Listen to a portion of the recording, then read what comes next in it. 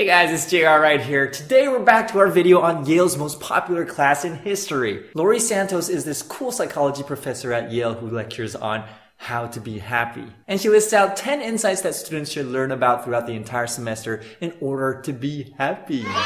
Last episode we talked about 5 of these insights, and today let's talk about the rest.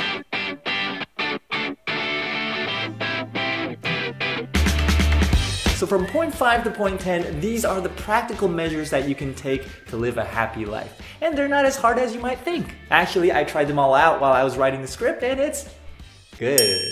So this is just a quick recap on point 5, which we mentioned in the previous video. Number 5, make connections with other people. Spend time with people you cherish. The fun part is even interacting with strangers can bump up your feeling of happiness. Well, as long as it's safe, because, these days it's not that safe out there and parents don't want their kids talking to strangers, right? You get the idea. Number 6, help others. Because helping others helps us more than we expect. Researchers at the University of British Columbia conducted a social experiment. They gave out money, either $5 or $20 to just random people on the streets. But the people were required to spend that money by the end of the day and in one of 2 ways. Either spend it on yourself or treat somebody else. The researchers found that the people who spent the money on others had a much bigger increase in happiness than the ones who spent the money on themselves. And the effect even lasted for a week long. In addition to that, what's rather interesting is the amount of money was irrelevant. Meaning you can be just as happy by spending $5 on someone else as spending a fortune on someone else. Happy people tend to give their time and money to others. Man, I could use some happy people around me because that would make me really happy. Number 7, make time for gratitude every day. When was the last time you counted the blessings while you were sitting down to have a cup of coffee with a friend? Can't remember, right? Because we don't. We're more likely to complain about the hassles in our lives. I get it, it's human nature, right? I guess. Focus on your blessings, not your hassles. That's what happy people do. And just by doing it over the course of a week can significantly bump up your happiness. Now here's this philosophy that I live by that I picked up from my pastor. I list down a list of the things that I'm grateful for, and I mention them in my daily prayers. Well, as much as I can, because sometimes it's really hard to be all the way positive, right? But when I do, it generates this very strong positive mentality for me, which is good. And further into the research, it shows that showing your gratitude to others is important too. I have a similar habit. I like to compliment people whenever I have the chance to. So instead of holding back what I think is great about someone, I like to tell them straightforwardly to let them know. And usually that makes him or her and me feel happy. Hey Mary, I think you don't know you're beautiful. Pervert. Okay, sometimes it might depend. But usually when done appropriately, showing your gratitude makes others and you happy. Number 8, healthy practices matter. Okay, this is definitely gonna sound like cliche, but when referring to healthy practices, these are stuff that you've probably heard 100 times before, like exercise every day, get enough sleep, blah blah blah blah blah blah blah blah blah. But let's be honest, do you really exercise every day? Do you go to bed when you're supposed to? I thought so. I can't stick with this healthy routine either. I've been trying really hard to instill some good habits myself. For instance, I've been trying to exercise every day in the morning. I picked up tennis a couple weeks ago. I still suck at it though. So I'm trying to play tennis in the morning. But one of the problems is I get too into the game. I get hyped up and I end up doing it for hours, 2 hours, 3 hours, which I guess is too much because I always get so tired by noon. I actually played tennis this morning and apparently I overdid it again because I fell asleep on the sofa for 2 hours, which is such a waste of time. Other than that, this routine is not that consistent yet. Some days I'm all in and then other days I'm just lazy.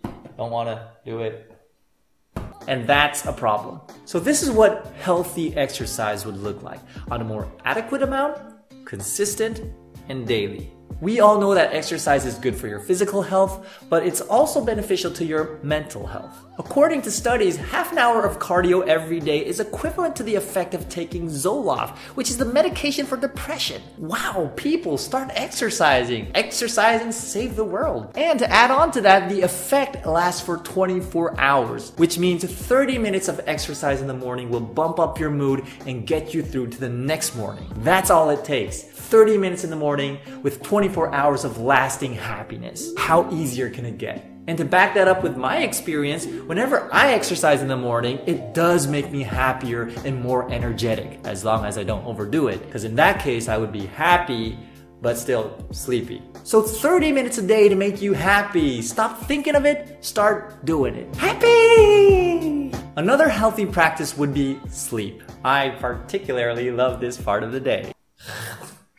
Getting enough sleep is crucial to your happiness as well. However, how much sleep you need per day is still a widely debated issue. I think it kind of differs from person to person. Like, I do know people who sleep 2 hours a day and still are as healthy as a horse and all energetic. And I also know people who get all grumpy when they don't get 9 hours of sleep a day. But in modern society, I don't think people get enough sleep these days. High school students in the US are reported to have between 4 to 5 hours of sleep per day. And that's the same with Yale students. And I don't believe that 4 hours of sleep is enough for young people who are still growing. In fact, Professor Santos believes that we could solve most of the mental health issues on campus if we could just get young people to sleep enough. So healthy practices, exercise daily, get enough sleep, healthy diets, etc. It sounds cliche, but it is definitely important to your happiness.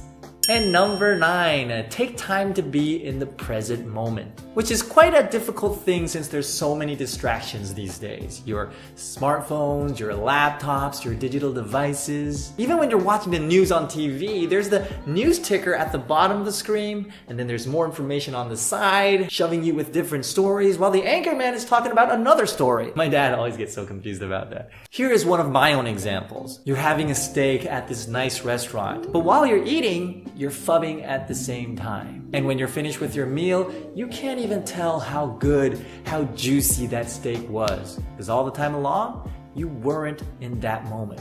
Distraction and mind wandering are bad for our well-being. Research indicates that whether you are mind wandering to negative things, oh, I have another meeting in the afternoon with my boss, or even when you're mind wandering to good things, pleasurable things. Oh, I got a date with Mary tonight. No matter what we're mind wandering to, our well-being is less good than when we just stay in the present moment. No matter what you're doing, even if it's draining work, when you pay attention to that, you're better off than mind wandering to pleasurable things.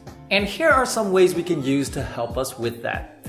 One of them is to intently savor the present experience. When I'm at a ball game or some sort of event, sometimes I just put down my camera so that I can stop thinking of what footage to take, how am I gonna edit this vlog, how many batteries do I have left, so that I can instead pay attention to what's going on right here, right now on the site. The game, the crowd, the hot dogs, the drinks, the cheering, the weather, my friends, everything that's going on around me. And when I do that, I feel much happier than when I'm outside the present. Then there's ways to, in general, help us improve our ability to stay in the present. And those practices are like meditation. Simple practices of this every day for merely 10 minutes can cause brain changes over time. These changes reduce the activity in the brain areas that tend to mind wander. Cool, right?